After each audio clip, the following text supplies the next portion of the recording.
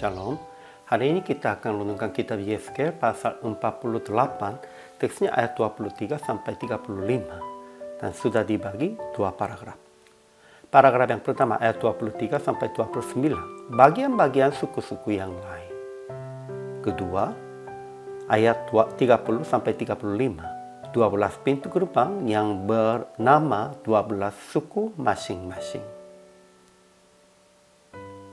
Kesimpulannya, di sebelah selatan tempat kudus terletak Benyamin, kemudian terletak Simeon, Isakar, Zebulon, Gad. Di dalam kota baru ada 12 pintu gerbang yang disebut menurut nama suku-suku Israel. Di sisi sebelah utara ada pintu gerbang Ruben, Yehuda, Lewi. Di sisi sebelah timur ada pintu gerbang Yusuf, Benyamin, Dan. Di sisi sebelah selatan ada pintu gerbang Simeon, Isakar, Zebulon. Di sisi sebelah barat ada pintu gerbang Gad, Asher, dan Naftali. Dan sejak hari itu, nama kota itu akan disebut Tuhan hadir di situ. Dengan kata yang lainnya, Tuhan menyertai. Ajaran tentang Allahnya. Pertama, Tuhan berfirman, inilah negeri yang harus kamu bagi-bagi menjadi milik pusakamu di antara suku-suku Israel, dan itulah bagian-bagian mereka. Itu artinya harus menghargai milik pusaka dari Tuhan dan harus menghargainya hak orang lain pun juga, karena milik pusaka mereka pun juga dari Tuhan. Kedua, Tuhan akan hadir di kota baru supaya menyertai bangsa Israel. Dan sampai sekarang Tuhan menyertai dengan kita, dengan Yesus Immanuel, dan dengan Roh Kudus.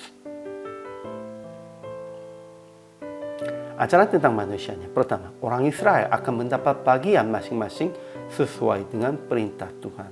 Itu bagian dan milik pusaka semua hanya dari Tuhan, bukan dengan kekuatan sendirinya.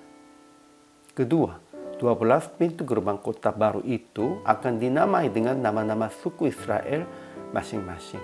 Maksudnya, semua orang percaya harus menjadi pintu gerbang supaya semua orang masuk kepada Tuhan. Jadi aplikasi hari ini, pertama, puaslah dan mengucapkan syukur tentang bagian yang Tuhan berikan kepada Anda, dan menghargai bagian orang lain karena itu juga diberikan oleh Tuhan. Kedua, membangun dan menyebarkan kerajaan surga dengan saudara-saudara seiman dalam kerjasama. Ketiga, jadilah pintu gerbang bagi orang-orang belum mengenal Yesus untuk mereka masuk ke dalam keselamatan Yesus dengan kesaksian Anda. Akhirnya PR praktik hari ini mengucapkan terima kasih kepada Tuhan sebab Ia hadir di dalam kehidupan kita dan menyertai kita selama-lamanya. Jadi, usaha akan hadir untuk orang-orang yang sedang mengalami kesusahannya dengan nama Yesus, supaya menolong mereka, supaya menguatkan mereka. Karena Tuhan sudah menguatkan kita, menolong kita, dan melalui kita ingin menolong orang lain yang susah, kesusahannya dalam kesusahan dan dalam pengalaman kesusahannya itu.